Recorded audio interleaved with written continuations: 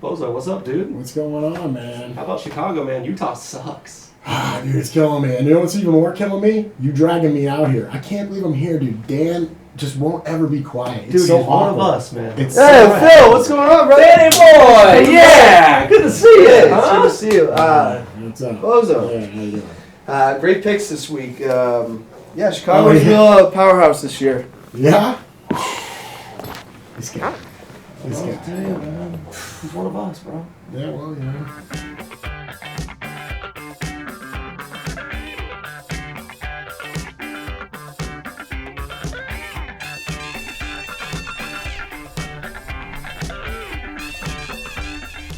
Welcome to Let Freedom Ring. My guests this week, we're at episode 199, which means next week is the 200th episode. But I have Phil Harris and Chris Lind of the Jax Ranger Show. Welcome, boys. Good to see you. How you What's doing, going Dan? on, Dan? Good. Nice to be here. Got you some Pit Vipers. You're officially with us now this is as an outrider. This is There you perfect go. for absolute freedom. Oh, this is a perfect name for... Agreed, right? Yeah. I like Red, white, these. and blue. Looks pretty good. Well, I'll be wearing these to the game Sunday for Awesome. sure. Won't be too sunny, though.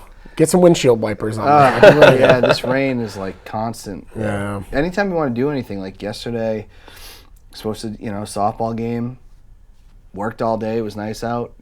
Now it's time to play the game. There's the rain. Yeah. It's That's frustrating. how it works. But no, Phil, you were on the show not too long ago. But how and Chris, I think at the beginning of the year, how you guys been since your last appearance? Pretty good. A little jet lagged from the trip over Yeah. there in Seattle, but other than that, pretty good, man.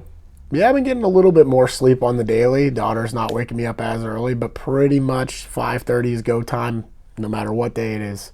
Okay. So, but I'm good. Life's good. Good.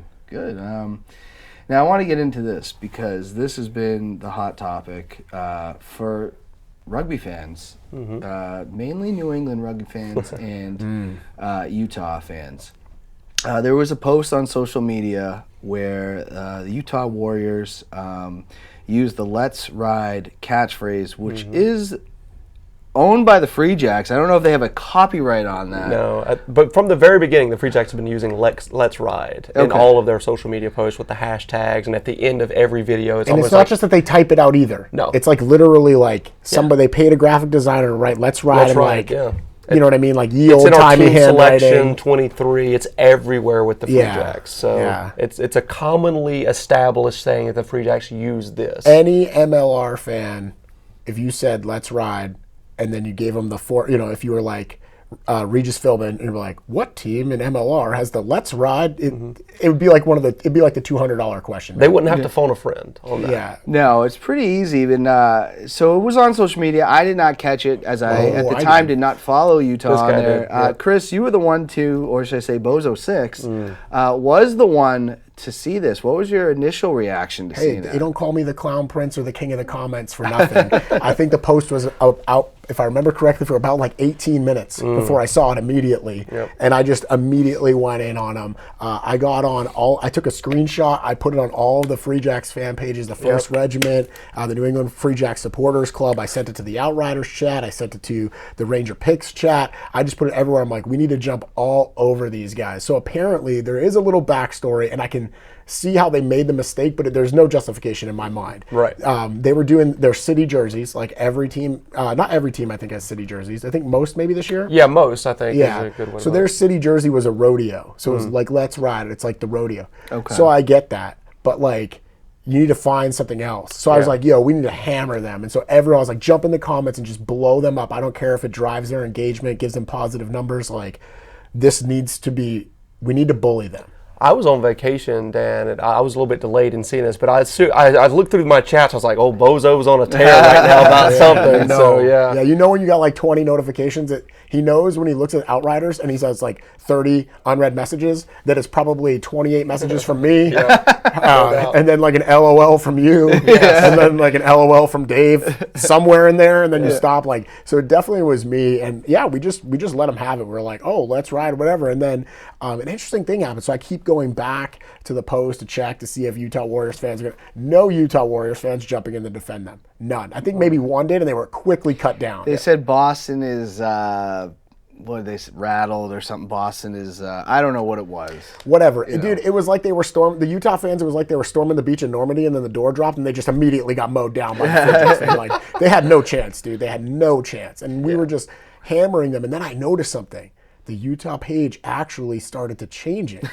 They were editing the post. Now they changed it several times, and I just kept hammering them every time. And some of the people that are in the Rangers picks, some of the diehard Rangers First Regiment members, Mark Fitzpatrick, John Payne, Katie Keel. Yeah. So it's like all of them just jumping all over them. And then Utah Warriors, the actual page tried to cop out. They're like, "Oh, thanks for participating in our social experiment." I'm like, "Yeah, that's not a graceful L." I almost feel bad for their unpaid intern that has to make those posts because he probably didn't know or she knew what Let's Ride was because, you know, they're unpaid. They're probably not rugby people. They're probably just marketing majors at some university there in Utah, some jabroni university there in Utah. Yeah, and they didn't know that they were going against like the creme de la creme of comment trolls. Like I was on, let's say my coffee was a little extra gas that day, and I was just like, I had commented too, and I think I called out. I said, "Who's running the social media?" Right. Page? Yeah. that was good. But every time I go back to the post, there'd be something else, and when you say laugh out loud, I legit laughed out loud. It was at some pathetic. of the stuff that was going on. It was so bad. Well, now you guys both got top fans on their pages. Yes. Yeah, I got a was badge. driving soup. Yeah, they're like, funny. review your activity. I'm like, no, I don't think I do. I think I won. I don't need to watch the game tape. There's nothing that I can improve on. It's like, dude, I felt like I was playing basketball, which I'm not even a basketball player, against like 4-year-olds. Yeah. Like, dude, of course I have like 20 blocks, 100 rebounds and 200 points. Like, I just crushed them. It was awful. You're dunking on top. And you're winning as a troll when the actual page responds to you. Because usually people have a little bit more wherewithal with that. They log on to their personal account. I honestly couldn't believe that the page responded. I thought that they would just let it slide. Right. Oh, yeah. And then they actually... That's a no-no, I think they man. responded right to you. Yeah, so Utah Warriors fan page, whoever runs that social media, my rent's due. You can pay me, DM me for my address, because I'm living so rent-free in your head that you owe me money. So please, send me the check. There was one comment, though, and I think it was a Utah fan that said, because now, they did have ammunition that they didn't use. One person said, when you beat that team, you get to take their catchphrase. That's not how that works, but all right. What I got to say, though, and this speaks, Utah fans, like, your page is getting your page was hijacked by Free Jacks fans. Yes. Yep. And you barely said anything when, in fact, you did beat us. Where were those fans defending their page? Wet noodles, man. Weak. Yeah. Yeah. I think it's a testament to how little they are engaged there in Utah with the Warriors, even though they sell out, right? They must not be paying attention to social media because you guys both got the top badges for their fan page. True, yes. And their fans were nowhere to be found. They were sleeping at the wheel on this post. Yeah. But that one's easily and quickly countered, Dan, by lifetime record Free Jacks 2 wins, Utah Warriors 1 win, and aggregate score, obviously, because we have more wins than them. We also, so I don't want to hear it from them. You beat us by 2 at your place. Good job. Then what happened? You fell off the map and didn't make the playoffs. So instant karma, right? Coming up here with what you're about to say. And I want to say one other thing. Like, if you've ever seen Utah play when they played the Free Jacks, or if you've seen them on TV, that stadium looks amazing with the mountains in the background. I was hoping that at some point we could, all go Jack's Rangers show to a game, but I think Bozo's picture is going to be hanging up saying no entry. Yeah. that's all right. Dude, you see We're going to have to put a mustache on you no, and sneak just in. literally put a wig on me. They would never suspect it. They would never know. They would right? never suspect it. Love it. You got long hair, like a nice flowing mullet, I'll get right in. Now, I got to ask this. So then Utah does get eliminated, and they... In spectacular fashion, by the way. And we've talked about on the show early on, and we're letting it go. Bozo was big on Chicago going into it. Huge on that, dude. Phil's already explained on the show, like, a lot of people were like, this team wasn't what we thought. Yes. Yeah. But they got to play spoiler. No doubt. No What are your doubt. thoughts on that? It was at the end of the game there. Utah was winning, and then their defense just completely fell apart and allowed Chicago to score and win the game. And by the way, Utah's trying to contend to stay in the playoffs, and they're at home against a team that's won. Was it one game prior to that or two? 2, because I think they beat I'd have to go back and check. Yeah, I so don't they follow them that definitely beat closely Dallas. after So it's either talked one about or two wins. Yeah. They let this team come into their house and beat them when all of the stakes are on the line. Like, absolutely embarrassing. They peed down their leg in front of their excellent fans there. Yeah, Unreal, dude. I was telling Phil earlier today, to me, if that was the Free Jacks in that situation, absolutely unforgivable. Not only unforgivable, I would literally terminate the contracts of the 3 players that literally. So here's the ending sequence. The Chicago is down 24-19, okay, and they're playing or whatever, and it's taking a while to come out of a ruck. The Utah captain, brother of the Iron Man Mitch Wilson, Bailey Wilson, you can hear him because of the rest mic. He's like, hey, they got to use it. Like, Chicago is literally like this close to taking a penalty. So the scrum half just wings it. It goes out to all the way out to the wing. It's completely covered. Every man is easily marked, and there's depth in the defense. So there's another defender and the fullback, right? There's a wing and the fullback behind. The Chicago wing, Julian Dominguez, busts Caleb McEnany, who is no scrub. That guy plays for Hawke's Bay and NPC. Yep. He's a quality player. Just completely runs him over, bulldozes him, and then breaks another tackle and then a weak arm tackle. He scores a try. Now that try ties the game and officially knocked Utah out of the playoffs. Yep. And then I think it was Chris Matina Yes. nailed the extras to actually win the game.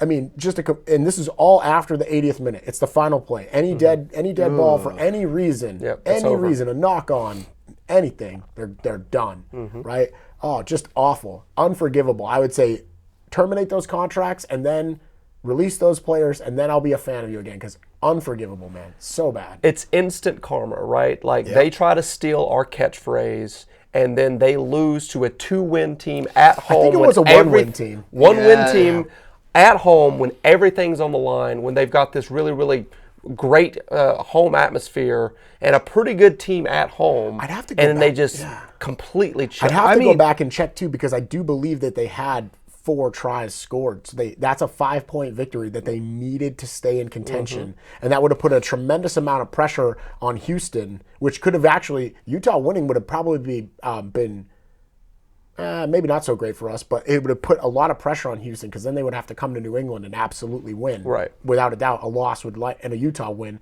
would likely knock them out. Whereas now they're guaranteed a playoff spot. So. And I mean, Utah was one of the only teams. I mean, one of the only teams to beat the Free Jacks. And I actually thought, when watching the game when Utah played New England, I was like, oh, I think this Utah team's going to be there at the end, or one of the teams. Yeah. They lose Chicago. I guess that's the moment for Chicago. It kind of reminds me of, what was it, 2 years ago, the Colts could have been in the playoffs, and they lost to the Jaguars, who were you know. Yeah.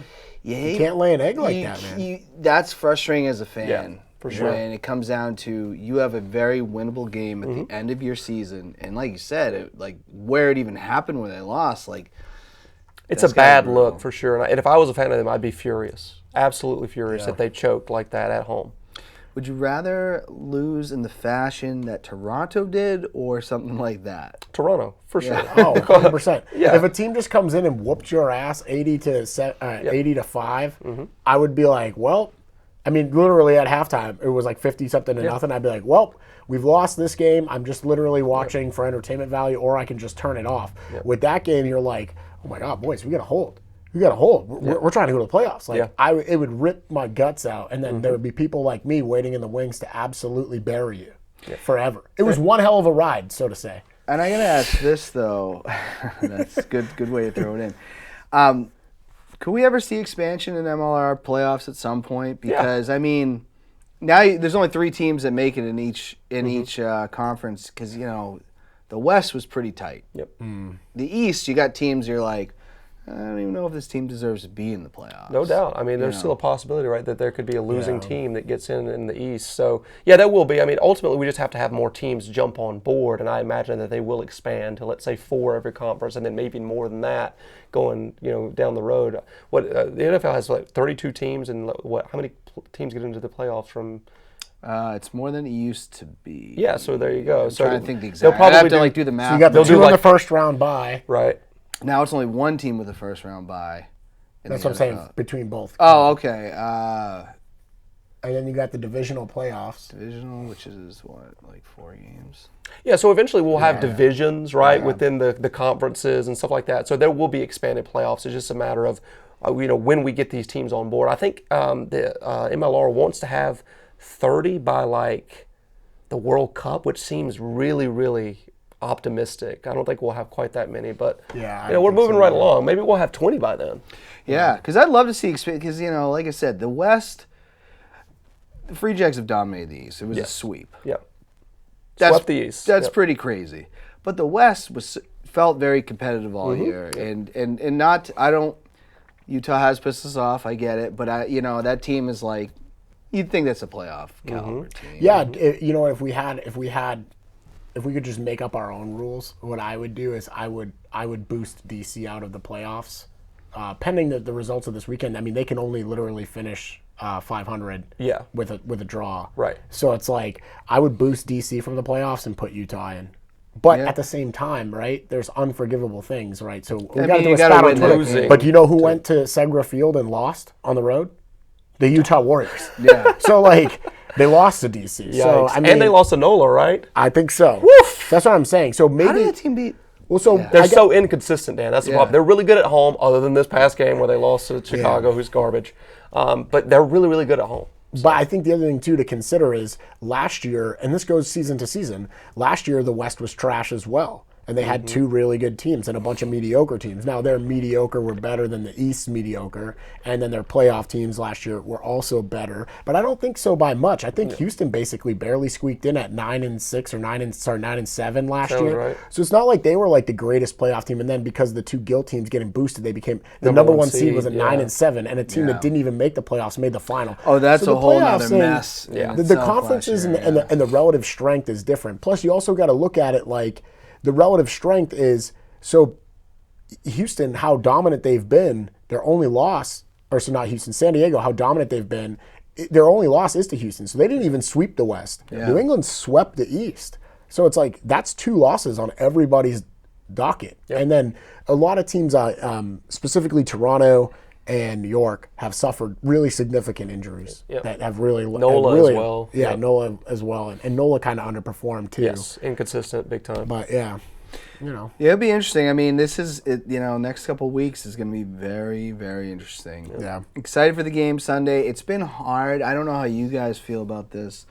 but when we clinched and it's like you have home field, you're hosting the game. Yep. All these games after, just like, it's harder to, beat Seattle. It's amazing. Yep. But it's like, but you wouldn't have cared if they lost. Yeah, exactly. like the engagement is lacking for sure because we've wrapped it up. I totally get that. Yeah, for sure. And I was expecting us to have a really hard time against Seattle, and we won, thank goodness. But I expected us to have maybe a weaker squad there. We had like maybe an A- squad compared to an A+ squad that traveled for that trip and still beat them, which is very, very encouraging. Yeah. Well, I got to ask. So you were there, Phil. How was this trip to Seattle? Because it looks like you did a lot. It looks unreal, man. I think you already had a lot of friends there. Yes. But how was the trip? How was the hospitality? You got a bunch of interviews and stuff. How did everything go? It went really well. We were hosted by Matt Courtwright, who's a super fan of Seattle. He goes to all of the away games that Seattle goes to, and obviously the home games as well. Really, really sweet people, him and his wife, Jennifer. So we had them on an interview along with Rucky the Seawolf, who is, I hate to say it, Woodgie, but he is definitely the best mascot in MLR. I saw him live and in person.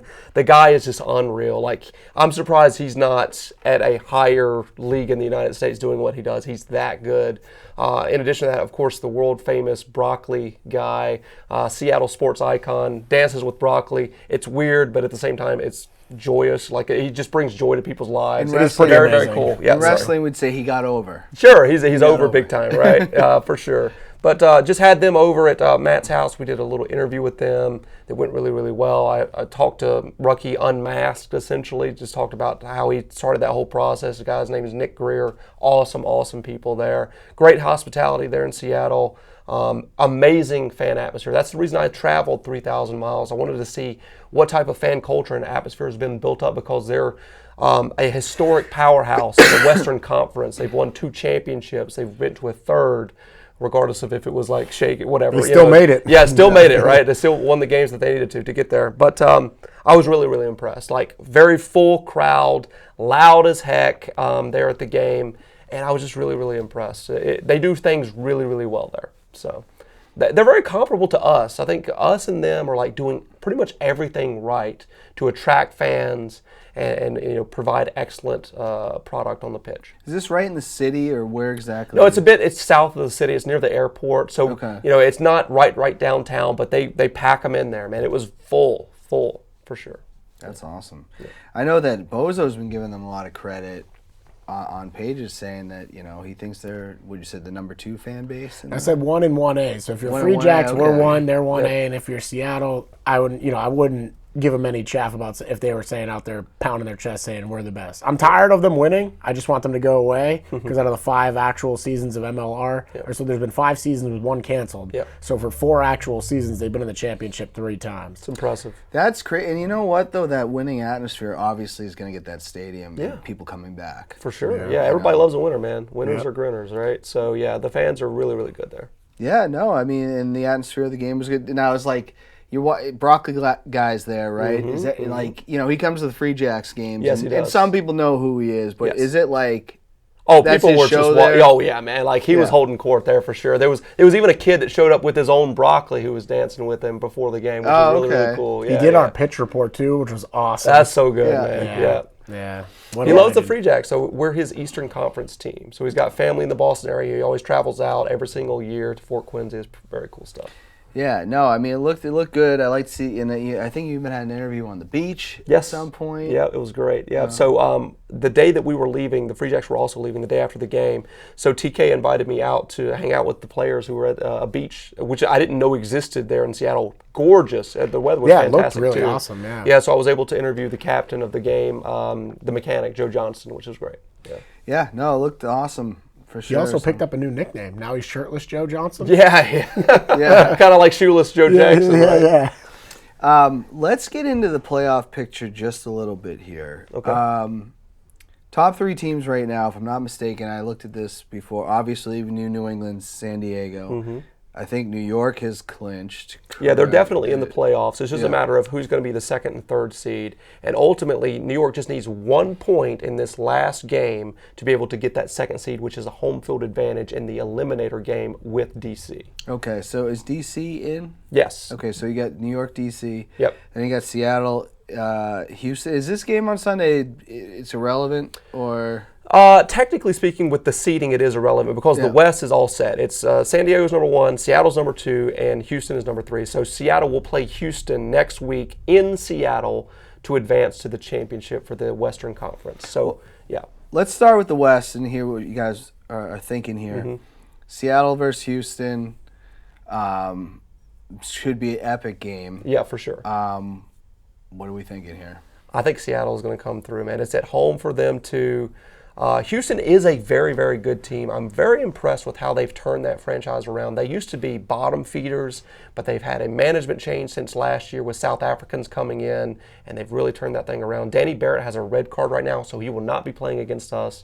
That's not the playoffs, but I expect Seattle to take care of business. Yeah, I think it's going to just be extremely difficult for Houston to travel to Sapphire and steal a win up there. We mentioned last season as well, right? So Seattle didn't even make the playoffs, right? And then so 2 teams get disqualified. So now Seattle travels to Houston and beat them when they weren't, you know what I mean? So I feel like Seattle kind of has their number. So that was the last time they played. And then this season, Seattle's doubled them up both times they played. First match was 24-12. The next one was 34-17. Wow. To me, those are those are comfortable wins when you're doubling up your opponent. And I forget which scoreline occurred at which location, but it doesn't matter. They've literally scored double the points of Houston. I don't see the encounter really changing. It's a hostile environment up there in Seattle. I mean, the people are likely friendly, but for an opposing team, just everything's going to kind of be against you. And Seattle's full of studs, man. They really are. They have a lot of depth. We'll cover some other stuff, what I think about Seattle. But, I think it's going to be very tough. I think Seattle definitely takes that game. I've been to a lot of away games in MLR at this point, but Seattle is by far the loudest. Not compared to us. I mean, it's more consistently loud there than anywhere else that I've been to in terms of away games. They absolutely bring it, and it is an intimidating atmosphere for sure. Now, they're not constantly loud. When the Free Jacks were up by 20 points, they were definitely very, very, more-ish. More Toronto-y. Yeah, more Toronto, more New York-y, I guess is a good way to describe it. But yeah, they can get loud for sure. All right, that brings us over to the East. And we've talked about it because I think Bozo's asked the question, do you want the revenge game against New York?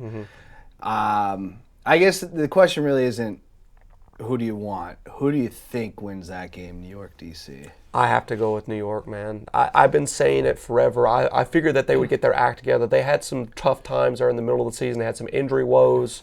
But they're back almost to full strength at this point. Jack Hyten's back. Yep. They're getting, they're playing their best rugby right now, which is exactly what you expect to see from them.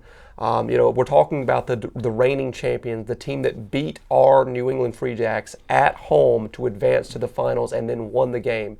They have a killer instinct there. One of the best GMs in the game with Stephen Lewis. So I fully expect them to dispatch DC. This DC squad finished last in the East last year.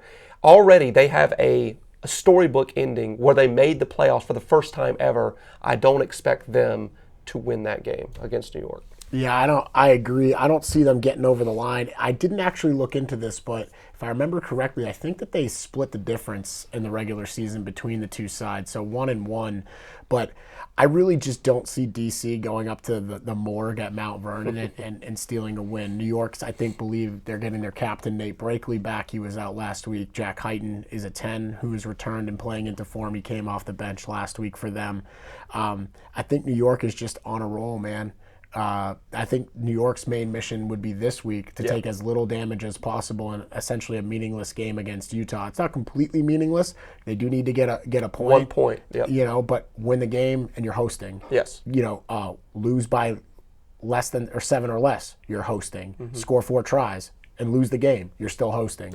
So there's a lot of ways for New York to get that home one. And then to your other part of the question, do we want New York? You got to go absolutely. Yeah. Because you bury the Demon. At the time of this recording, because we still got the Houston match and they're very good, and it's a meaningless game, so you never know what's really going to happen in those. But they're the only team. Protect Beaudein at all costs. But they're the only team who have beaten us at Fort Quincy. So much like we'll kind of cover too a little bit, or I don't know if we're going back to the West because we got some unfinished business to talk about with the West playoff picture. But I think that we have to get the monkey 100%. off our back. We have to slay the demons and go to the final. I want to address something though. Now we're saying that New York's got a lot of guys back and they're getting back to full strength. We were at the game. Yeah. They barely beat New York. That was what was the score of that game? There was 8-0. There you go. 8-0. He watches on TV. That's how he can always remember. We shut him out. We shut him out, but it wasn't. I went into that going. I thought the Free Jacks were going to drop a nuke on them. Yeah. And they're a great defensive team. That's the thing that the people weather need wasn't. Sorry to cut you off. The weather wasn't great either, and we also played like crap against Dallas in the weather. And I believe we also brought an A- squad against New York as well, because I think Scott Matthew was still trying different combinations. He just wants to win, but he's giving players their due and their crack at that title too. That's a good point. All year there was a lot of starter, like the Dallas game that they almost lost. I was like, we went to Mount Vernon in nice weather, pristine weather in Mount Vernon, and beat their top. Jack Hyten was there, Nate Brakeley was there. They hadn't been suffering from injuries yet, and we beat them. So I was there, and it really was not close at certain points. The Free Jacks were clearly far and above the better team in that game. Yeah. Well, then you also got to. It could rain on July 1st, or not July 1st, July 8th. Which day? The first is the July 1st is the Eastern Conference. Is final. it okay? Yes. It is. All right. July 8th is the MLR final. Just real quick, one thing that people aren't remembering about DC is their coach is leaving, so he might be looking with one eye out the door already in terms of that eliminator game. So who knows where his head is at? He's getting essentially a promotion to go into another league in Italy. Oh, I saw that. Yeah. So that's one thing. I think DC's basically quitting. That's what I'm putting it. I mean, they've done made the playoffs good enough. Yeah, exactly. They have no reason to hang their heads at all this season. They've done an amazing thing, being the worst team in the league last year, specifically in the East, and making the playoffs for the first time ever. Congrats, great job. But I don't see them advancing. Hey, you always want to see teams, get better. Yeah. I guess then in the finals, I don't really want to make too many picks here until we don't know. Sure. But do you see the Free Jacks in the championship? Absolutely. Can you taste it? Can you feel it like it's a? Last year I had this nightmare scenario that we would lose to New York at home, and that's exactly what happened. But this year it's revenge 2023. So I think that the Free Jacks have to win this game at home against probably New York to really right that ship and ultimately get to the final for the first time ever. And I see it happening, and it's glorious. I'm really excited. Yeah, I see it happening too. Last question then. Do you think it'll be San Diego and? I think the jury is still out about this, man. I think Seattle has. I think they have the juice, man. I really do. Yeah, there's a lot of history there. We're Free Jacks fans, so we won't get into it. But if you're an MLR fan, you just got to understand that those first two championship finals were San Diego. Oh, no, one was Glendale, sorry. But like, Seattle is the boogeyman to San Diego. They have eliminated them en route to each and every one of their championships. Every single one except for their appearance last year. Their appearance last year would have been the first one where they didn't eliminate them en route to a title. They're 100% the boogeyman. It's kind of not like us in New York. Right. Us in New York have gone back and forth. You know what I'm saying? We've smacked them down. They've beaten us in the when final. It mattered, when it mattered. Like, there's punch and counter punch. With them, it's one-way traffic. And people, and for good reason, San Diego's been unreal this year, right? Unreal, even better than that Los Angeles Guillotines team that was like through the roof when they come into the league and won the title. All right, but here's the difference, man. Now San Diego did beat them at Starfire, but it was 23-20. I don't read much into a 23-20 win. And now that we have beaten Seattle, this last match is not really. They want to stay healthy. Seattle does, and because they lost a couple of guys to concussion protocol in our match, they want to get healthy, heal up, and go forward. Right. San Diego, the same thing. They're just probably going to get out there, stay sharp, and whatever. It's going to be another meaningless match. So I wouldn't be surprised to see San Diego win and go 2-0 against Seattle, but I wouldn't read into that too much. So just like we need to slay the demon in New York and beat them at home and go to our first championship, to me, San Diego, that's a big mountain to climb mentally. Absolutely, 100%. And I will say that, San Diego has been far and above the best team this year. They've broken our winning streak that we had going on from last season. So, but one thing about San Diego that nobody talks about, they're super old, man. They're 29 years old on average in their squad, which is for much sports higher. old. For sports yeah, for old. sports old. Sure. We're in the prime of our lives here. We're almost 20, right? But for sports, like, they are old, and like they have one of the best players ever to ever play rugby, but he's like 41 years old now. So I wonder about them being able to hold up throughout the playoffs, because it's going to get really, really tough. We'll have to see. I really do want that matchup though, because the Free Jacks played them in week 2. Week 2, yeah. Flew out there, yeah. I think that, and I love how like early in seasons you start making you're like, oh man, Right. we're in trouble, and we were never really in trouble.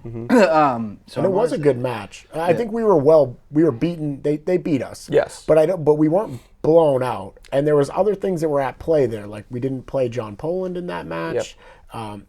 It was the worst performance of the season by the Free Jacks, though. Wouldn't I you say? agree. Yeah. That Dallas performance is a win. It was pretty bad. I know we got him. win. I know we got him back, and we're gonna talk about that in a second. But in week 2, that's when I went, Yeah. man, I wish we had Waaka. Like that's okay. because it was only week 2. Yeah. And I wasn't on the Patras train just yet. I am. Yep. I know I've said this on the show. I do feel like he is just everything you want in a player. He's the MVP candidate. I think he's my league, MVP. man. He is. What did I say at the game? I said he is Mr. Efficient. What he does is efficient. He's not flashy, but he just keeps scoring those points, man. And that's exactly what you want from a fly half, man. And he unleashes the other players. Yeah. You know what I'm saying? It's something in rugby, I'm not the most technical rugby guy, but at 10 specifically, it's just like the quarterback in football. Distribution. You need a person that can make the correct decision, right? Like Tom Brady, not the best arm, not all this stuff, right? All the physical stats. You would never expect that guy. But why? What made him the GOAT? His decision making, man. His ability to read the defense and put the ball where it needed to go. And then everything else took care of itself after that. Touchdown record, passing yards record, stuff like that. But it's like Patras has that ability where he's selecting the best option for the Free Jacks to go forward. And then, his kicking game is excellent. It gets the points going. I mean, that conversion that he nailed in Seattle was huge. It was a tough kick, man. 100 kicks out of 100, I don't make one. Right. Yeah, And it's embarrassing each 100 attempt. Like, as forwards, I mean, we can't expect too that's much. fair, but, but I'm just saying, you'd think at 100 attempts, you could do something. I could make a 3 in 100 attempts, but not that. He's guy's career rugby guy. Right. You know, And he has an excellent haircut. Yeah. But I want to talk about this because now we got both guys that we like here. Waaka's returned. We haven't got to see more in the last couple of weeks, I think. But let's just talk about this real quick. We did something that only a very small amount of Free Jacks fans did. But this was a big thing for the Jacks Rangers show, was covering the return of Beaudein Waaka. That's right. We went to the airport, Logan Airport, at 1 a.m. Well, got there earlier than that, but 1 a.m. Yeah. What did you guys think of that experience? Unreal, man. Like, I know we were kind of debating if we wanted to do that, if it was worth doing, because like in rugby culture, it's very, very much the team over, individual star players. But that's not how American sports culture works. Like LeBron James, Tom Brady, all that's, you have superstars.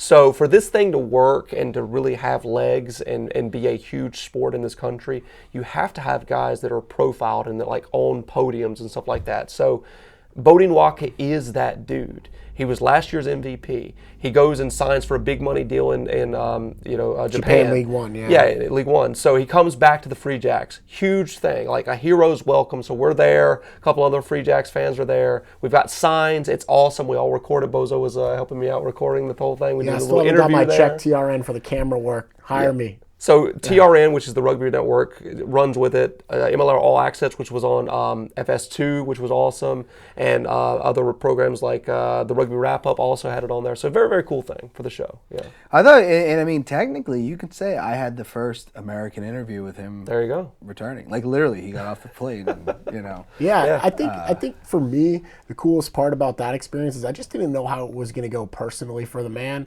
Like, I don't know. None of us know him personally. He's been on the show. And he seems like a really nice guy. He loves interacting with the fans. But man, it's a long ride, dude. Yep. It's like you just want to get out. I'm sure he actually had, cracked a couple of jokes with us. Like, yeah, I'm pretty keen to get back to the house, hang out with the friends. Yeah, like I'm wide awake. I'm ready to go, or whatever. But he seemed like really genuinely like humbled that we came out at such a late hour to greet him. Like TK's getting paid to do that. Yeah, and I'm sure he'd do it anyway. But like TK's getting paid, we all take. I was hurting the next day, man. For sure. So tired. Me too, yeah. I know, but I didn't get to sleep in. I had to go to work and then go ref the alumni game up north. Crazy, man.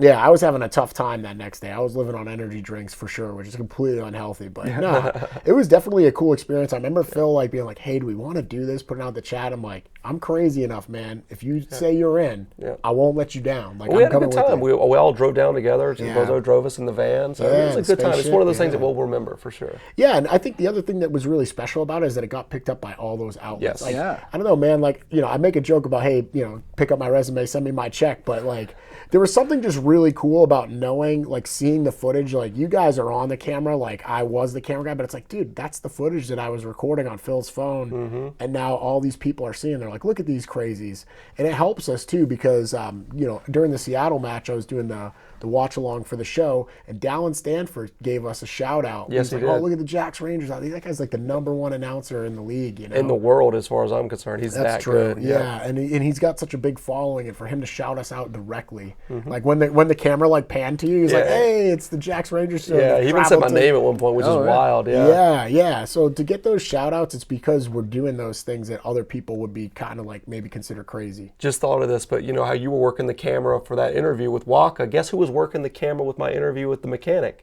Beaudein Waaka was my cameraman for the video that I just released. Yeah. Oh wow. Pretty Maybe wild, a career right? after the playing days is over. There you go. Yeah. Instead of no shaky hands there. Yeah, instead of he has great hands. Instead of directing the passes, now he's on the camera. Yeah, I thought the experience was awesome.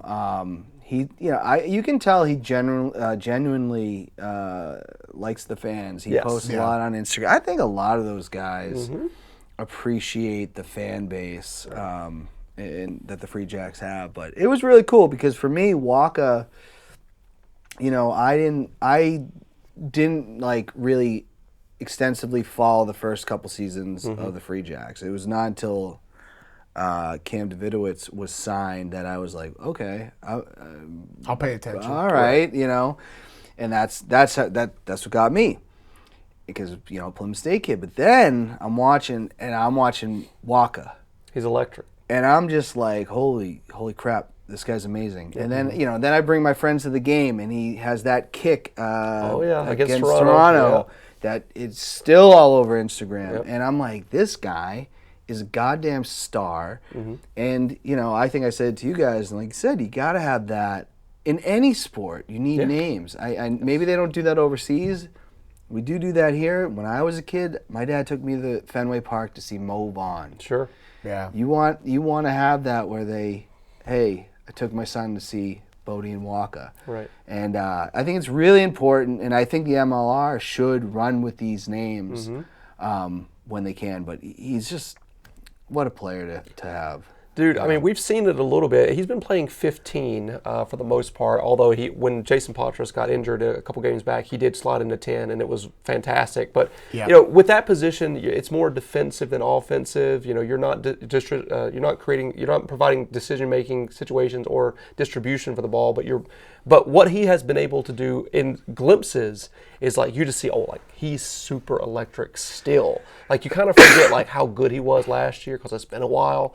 But when he touches that ball, man, like good things happen. He's just that type of guy. Yeah, it was nice to see him against Seattle at fullback. He started to find those support lines and find that work. And that's more of like what the fullback's doing in attack. You're inserting yourself where you're running a support line after we've already got a line break. Very little, you know. And like I mentioned, and we talked about this before, and I'm sure the Free Jacks have it built into their plan. Like if Patras was to like pull his hamstring or like tweak something in a game and he's sitting there on the pitch getting medical treatment, I guarantee you like the call is Waaka slide in. You know what I'm saying? And if someone like Bones Jones is on the field, he'll drop back and cover fullback, and other people will just kind of step up and play. So he provides a layer of flexibility and depth while on the pitch that we need. Two guys who get the job done in kind of different fashions. For sure. You know, and I have to say, like, and I just, because I can't say enough good things about Jason Patras. Yep. I remember when like Waaka left, being like, and then I think we did you had me help interview. Yeah. And in my head, I was like, is this, you know, I've never seen this guy play. Is he really going to be able to do what? And then, you know, they really didn't skip a beat. Yep. And now you get Waaka back, who you know can only help your team. Yeah. That we're just, you know, spoiled with the amount of talent that we have all across the roster, but specifically back there in the back line. Like, I would put the starters that we have, and I'm throwing Waaka at 15 in this, against pretty much anybody in the league, which is super, super encouraging as we head into the playoffs. I will say one thing with Waaka is, you know, he was playing 15 against Seattle, but he had a little chip over the Seattle defensive line that the ball bounced and he caught it and he took off running, and I was just like, that's exactly what we need with this team, because it's just that little level of flashiness, that playmaking ability from 15 is really, really super. He creates threats. Yes. Pure and simple. Like, if you put it into one sentence, he creates threats. He is a threat on the field. It's not to say that other people that we've had at fullback are not. Like, Bones Jones is a good player, but, you know, he's kind of more, I see him more as like a center. Yeah. So it's like, I don't really view him so much as a threat. He's solid defensively, but it's like he's just not the same level of threat. And then kind of, at least a little bit rewinding, I do want to talk about a potential San Diego rematch really quickly here. It's like the dynamic of I don't think that the dynamic of San Diego has changed too much. It's still Will Hooley, it's still Mikey Teo, it's still, you know, Ma'ananu and Marcel Brash. Yes. Like, it's still those guys, right? Those are their guys. They haven't really changed. But a huge dynamic for the Free Jacks that's changed since week 2. Since playing them, number 1, we're playing on a neutral site, so both teams have to travel. Number 2, John Poland will likely be 9, not Kieran McClay, even though he's an excellent player. Sure. We upgrade at 9. Beaudein Waaka's return, so we have a bigger threat at 15. And we've been ignoring a huge, huge piece of this Free Jacks backline. My boy, the sleeper pick from 2022 like domination, LaRue Milan. I love that name. He Love is his name. a force, man. And at inside center, he's so rangy, and he's just deceptively quick, great decision making, and he's very hard to bring down. Like, it's crazy to think how young he is, and if he packs like even more muscle onto that frame, I don't know what it does to his other physical attributes if he does that. But like, I finally this season down on the pitch after one of the games got a chance to like stand. Dude, his shoulders are so broad. He's so long and rangy. It enables him to get those arms free and give those passes. And that in concert and in combination with the other factors, it creates a whole bunch of new threats for us. So I'm very excited to see this team going forward.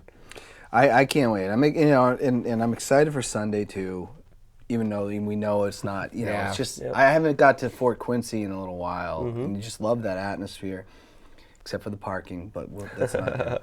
Want to get there early for this one. Yeah. It's gonna be. It might be a sellout, guys. Like we're really approaching that level of ticket sales already in the week. How much is an Uber to Quincy? No. Buy or sell? Yep. Utah's social media team. Sell. Is this buy or sell? Yeah. Bury permanently. Yeah. Never to return. Rebrand. They need to talk to their disruptive friends over at ATL. We're dancing on their grave right now. Yeah, it's and it's like I don't have a grudge against Utah. I do now. Well, I do now, right? Like those Western Conference teams are just like, oh, they're way over there. But like, that makes me really not like them. Yeah. So it's not the players' fault, right? It's just the boneheadedness by their management team. Never thought I would see it. Gotta ask this: the concert series that has gone on at Fort Quincy this year, are you buying or selling? Buy. Now, there's a lot of acts that I'm just like, okay, great, I guess, but ultimately that's for somebody other than me, right? I'm there to just watch the rugby and then go home. Everything else is extra. But, there's not enough rugby fans at this point in time for these things to be profitable. So they need to pull people in, and acts like that they're bringing in, I think it helps with that overall. Yeah, I like those points, but I'm still selling because most of the time I come to the games, my wife and my daughter stay home because it's a bit of a trip coming down from central New Hampshire to get that done. But I'm totally selling the concert series. I have no idea who half the bands are. I could care less about their folk music or whatever, like knee slapping stuff, dude. Like, well, I think you were there for the crash test dummies. Yeah, but I didn't listen. Yeah. I was there to talk to you guys, the players in the field. We were in the back just talking. Yeah. Well, I will say what I really do like about it is, a lot of times there are bands that I assumed it was all going to be cover bands. I love live music. Prefer it on a Saturday than a Sunday. But I remember like a couple bands 2 weeks in a row, I didn't know who they were, and then they play one of their hits, and I go, holy crap. Right. And then I'm going home and like listening to the band on YouTube and been like, I didn't know that band played Tenderness or Save It for Later. So that aspect's really cool. And the other aspect is you get a concert and you can go up to the players after, and I've really enjoyed that. Like I even got a picture with Dougie Fife, who came back from New Orleans, and it's just cool. Like that's something about the league that you can't do in other leagues, and those pictures might not mean something to non-rugby fans, but to us, those are awesome. It's a big deal for sure. What he said was just so important for the growth of the game in general, and then the Free Jacks franchise. It's just not my cup of tea. So if the players weren't hanging out on the field, you'd see Bozo would be beelining for the minivan, and I'm out. But it's cool. I just like, I don't know. I do like just getting on the field. Like, I just think that aspect of it's really cool and something going on while you're on the field. If they had Dropkick Murphys, I'd go. Oh, you got to go to the championship. I'll be there. Yeah, you will. I can't. The world famous broccoli guy, or Seattle famous broccoli guy. Buying big time. Big time. He's a sweetheart of a guy. Like, some people are just like, oh, this is weird. It's not for everybody, but he's just bringing joy to people. And he's, like I said, a super nice guy. Really, he's not a huge rugby guy, but he's learning, right? Buying for sure. Like his energy, man. I'm buying it. Like Phil said, I agree. I think it is strange when I first learned of I first learned of Broccoli Guy through rugby. Yep. Like I didn't know about. He is a Seattle sports icon. I've since come to learn that. I do think it is kind of weird, but you know what, dude? It's just like you said, the get over on wrestling, right? It's like.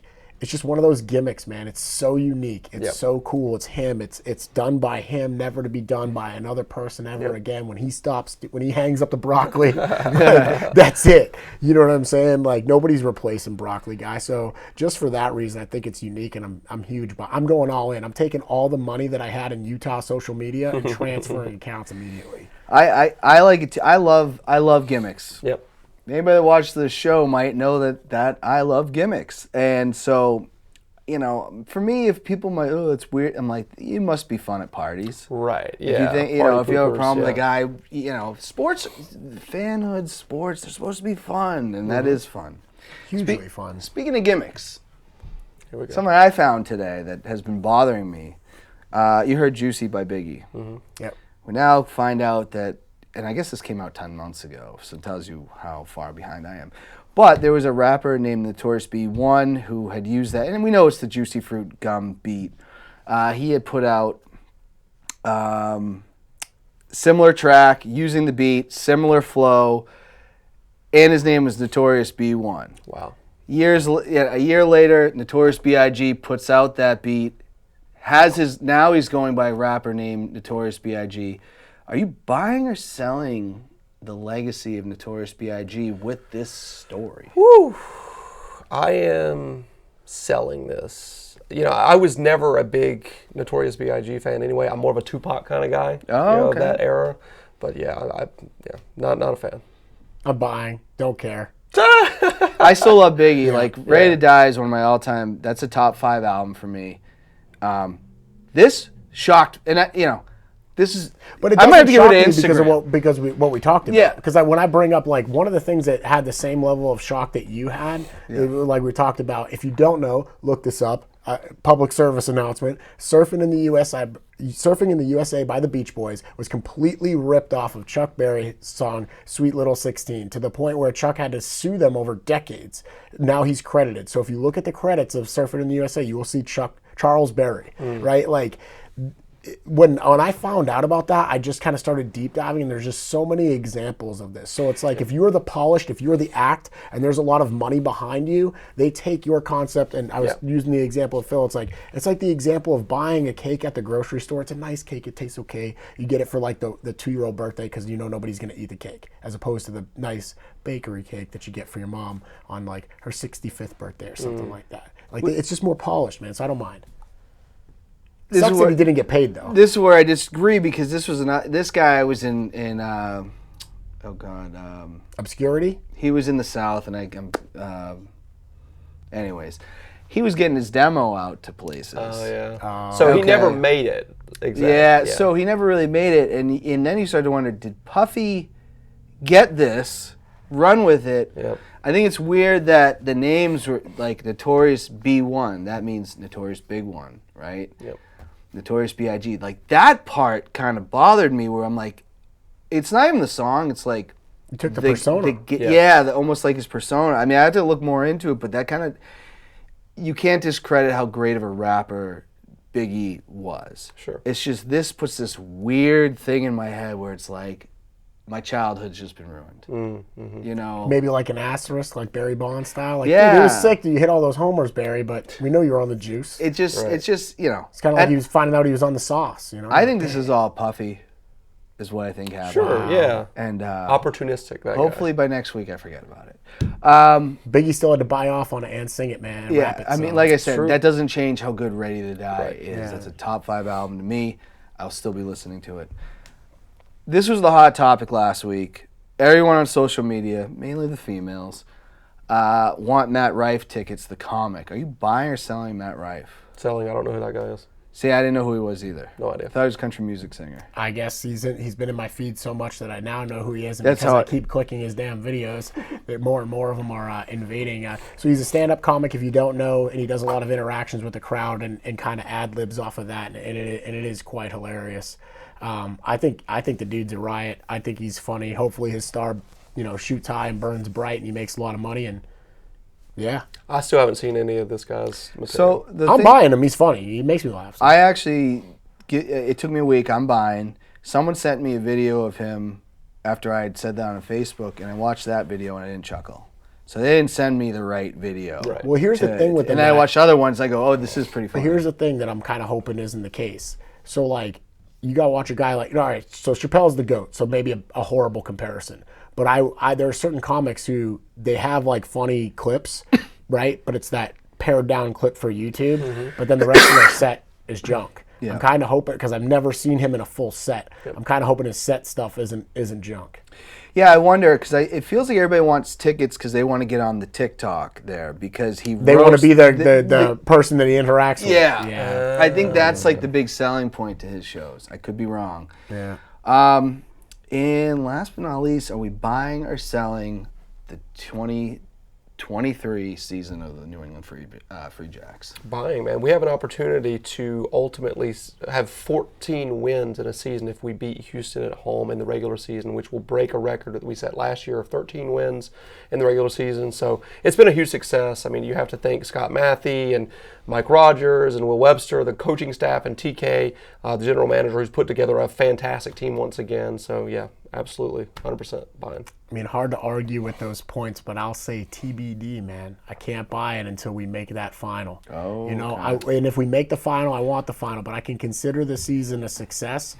If we lose the final, I'll be upset. I'll be bummed out. But at least we made it one step further. We've already, that's my that's a hot take, but we've already been there, man. If we lose that Eastern Conference final, whether to DC or New York, we've lost to a stank team that finished with a 500 or a losing record, and we were the best. And then we just flushed it away again. Can't happen. I'll put that would be worse than what happened with the Bruins, in my opinion. Oof. Maybe because I care more about the Free Jacks than I'll ever care about the Bruins.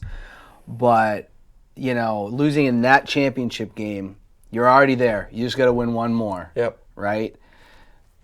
If they win, I'm buying. If they lose, I'm selling. I know that's a crappy thing to say, but because you got to the same spot you were last year. Yeah. I'm not from here, so I have a different perspective. It's like, you've made the playoffs, so my minimum expectation has been met. Everything else from here is great. Now, if you lose to New York in the Eastern Conference Finals, that's going to hurt a lot of people because it would be twice in a row against your biggest rival. So that's not going to be great. If you lose to DC, they suck. So that's really going to hurt as well. So it's like, well, they can't win the Eastern Conference Finals. So that will be something that hangs over their head. But ultimately, the season has been a success. But there one more point that I want to make, and the reason why I would sell it as not being a success if we don't make the final is because the character of the season has been different but the same.